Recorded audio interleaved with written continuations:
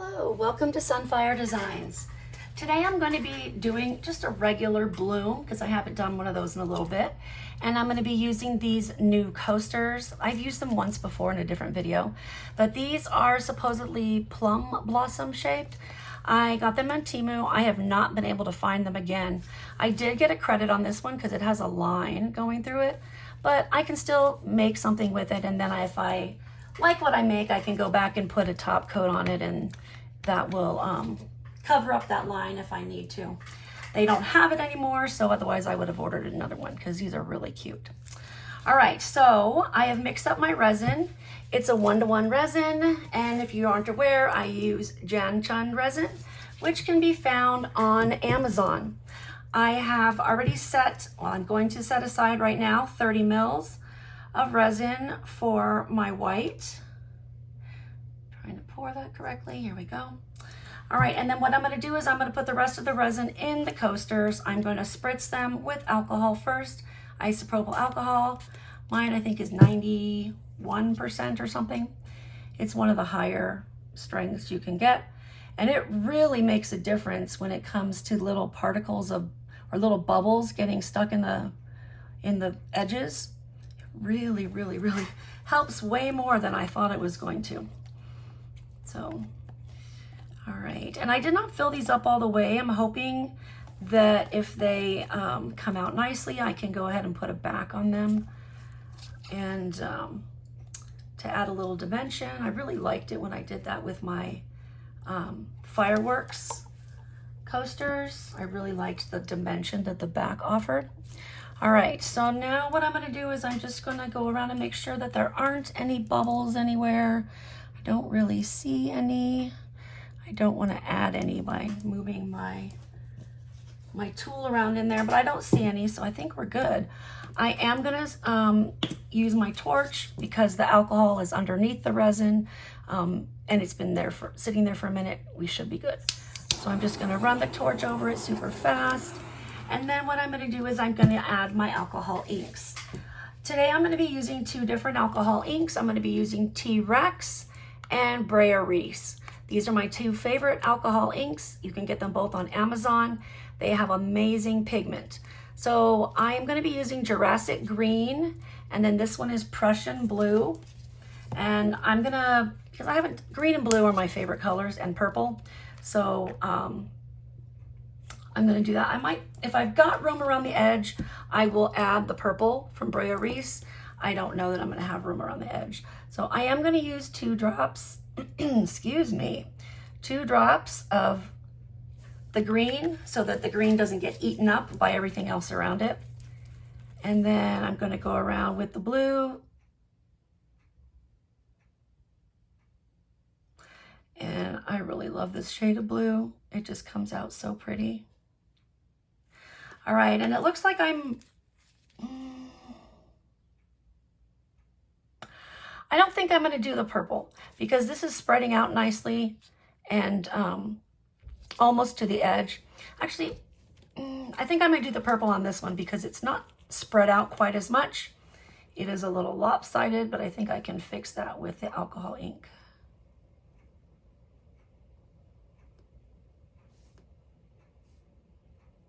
There, then we'll have 2 different versions of this and we can decide which one we like best. All right, so now what I'm gonna do is I am going to mix up my white. I use Cast and Craft, and I use 1 drop for every 10 mils. And I have 30 mils in here, so that means I am going to use 3 drops. And for some reason, the Cast and Craft makes a mess. Even if I'm very careful and clean with it, I end up with white pigment everywhere. And I'm not sure why. All right, so I'm gonna put 3 drops in here. 1, 2, 3. All right, and stir it up really, really well. And it should be pretty transparent, like skim milk kind of is what I think of it as. Or like watered down glue. I guess that would be another one. So you can still see the the stick through it. Actually, that seems a little light. I'm gonna add one more drop just because that seems like it's not quite as opaque as I want it to be for some reason. So let's stir that up and see what we end up with. That's better. It's still pretty opaque. You can see through it, but it's more skim milk consistency. Before it was like watered down skim milk. Ew. All right, so I'm gonna transfer this into my piping bag because that is my preferred way to do my blooms. I think I'm gonna do one the traditional way that I normally do it with the circles, and then I might try to do the dash on the other one just to see how it comes out. It probably will be better if I did the dash using a toothpick, but I'm not proficient at doing that for some reason. All right, so I'm gonna go ahead and I'm gonna swirl this up a little bit just to kind of distribute the colors a little bit better. I'm really digging this blue and green over here.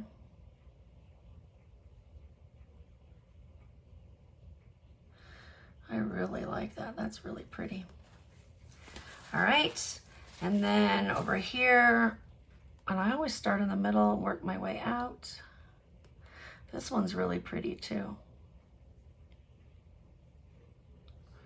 That purple just really adds a lot. All right. So before I start piping it on there, I'm gonna go over it one more time with a torch. I don't like to add alcohol ink at this point, or I mean not alcohol ink, regular alcohol at this point, because it causes everything to kind of move and spread out, and it gives me effects that I don't like, makes things get spotty and ugly. So we don't want that. We want beautiful blooms, not ugly patchy blooms. All right.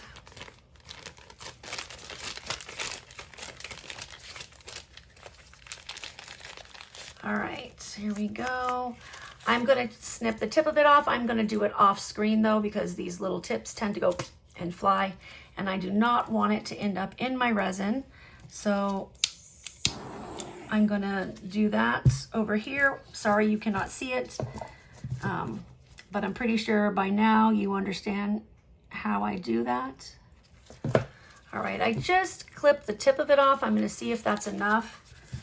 What I do is I go on here and see. That seems pretty good. I do have to squeeze a little bit, but I want it to be that way so that when I do the dashes, that it doesn't have a ton of it coming off. And there's a hair. I think I mentioned before, I have pets, so inevitably everything gets covered in hair at some point. Just kind of the way it works. All right, I think I'm going to do the dash method on the blue-green one because I'll be able to see a little bit better if I need to move them out, you know, like get rid of blobs. I like to stagger these so they look a little bit better. When you're doing them, they actually look more like flowers. I don't know what's going on with my voice today, guys. Sorry. Anyway, these look a little more like petals if you stagger them.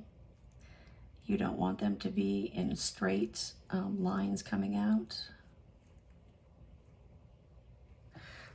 And I've mentioned before, it's really hard for me to see when I'm doing this because of the positioning of my light.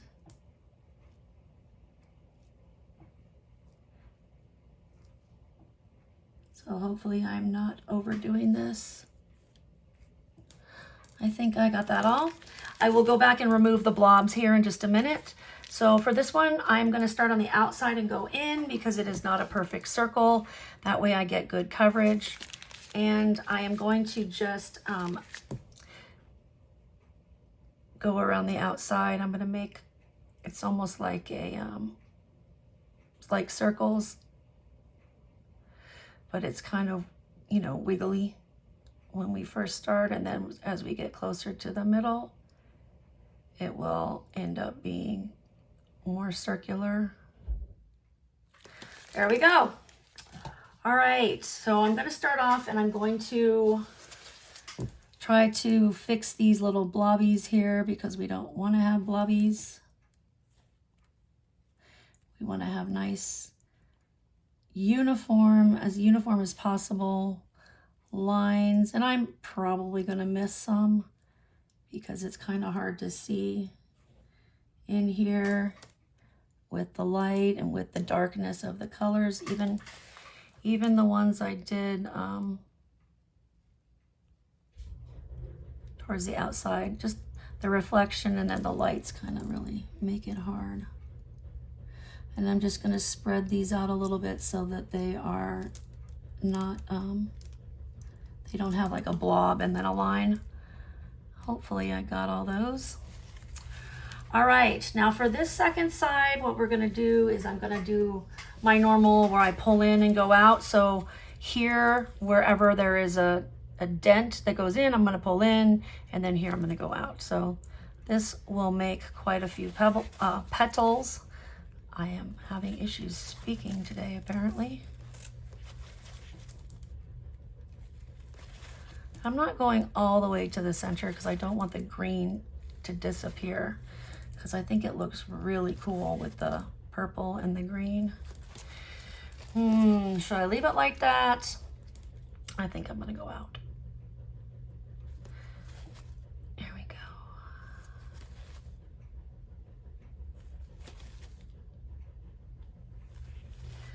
For some reason, I always end up lopsided, and the green or the middle ends up being more on one side than another. That looks pretty good. All right, I'm gonna give it a swirl in the middle. And then, I don't know, I think I should swirl this one. I'm gonna give this one a little in the middle. Probably didn't do a whole lot, but we shall see. All right, fingers crossed that these come out. I will see you later, either later on this evening, or I will be back first thing in the morning to get this done. I am going to be going out of town for a couple weeks and I won't be able to do it. I'm going to go through withdrawals, but just in case you're looking for new videos and you don't see anything from me, that is why. So, all right, well, have a great day. I will see you in a bit. Welcome back. It is hard enough now, cured enough for me to go ahead and add another coat. So we get a background. What I've done is I've added 5 drops of the Let's Resin green resin pigment paste. It's the opaque variety. And then I added some of this, it's not glitter, it's like tiny little iridescent pieces of something. They're irregular shaped, but I added that. So we have this really pretty green with the iridescent pieces in the back, which are blue and green, which should match both of these, assuming the blue and the green show, and it's not just all purple because the purple kind of took over. It looks like I can see a little bit of blue here. Fingers crossed we'll be able to see both of them. I mixed up 3 ounces, which is probably going to be more than what I need, but I'd rather have too much than not enough, right? So we will go for it. And then tomorrow morning we should be able to unmold.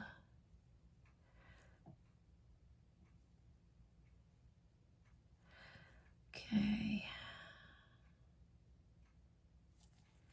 Actually, it looks like it might be just about right. Still got a little left in there. We'll see where this ends up, if we need to put more in one or the other. Just gonna move it slightly to the edges with my stick. And I think that's good. Actually, I think they're both almost equally filled. Maybe this one's just a hair less, just so we don't waste any resin. We'll just pop it in here because it's kind of too small of an amount to use for anything that I was going to use it for. So, all right, there we go. We will unmold it in the morning. See you then. It's unmolding time.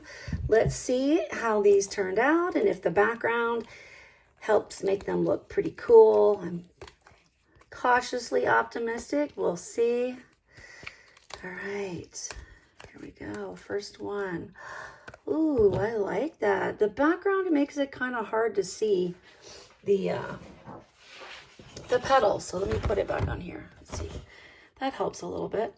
They kind of came out like little shoots. I like the middle though. The middle looks really cool. Like it does actually look like petals. Wow. I love this. This is the dash method where you make the little dashes. That's the one this is. All right, here's the second one. I'll put my paper to the side. This is the one where I did a traditional bloom, I think. Yeah. And let's see how this one turns out. Oh, wow, that's interesting. Very green in the middle. Very green. I like that. That's cool. That came out really nicely, except for that one teeny little blob. Isn't that how it always happens? So, very cool. All right. Well, thank you for joining me. I appreciate you watching my videos and following my channel. If you don't follow my channel already, please go ahead and follow me. I would love to have you here. I will see you next time.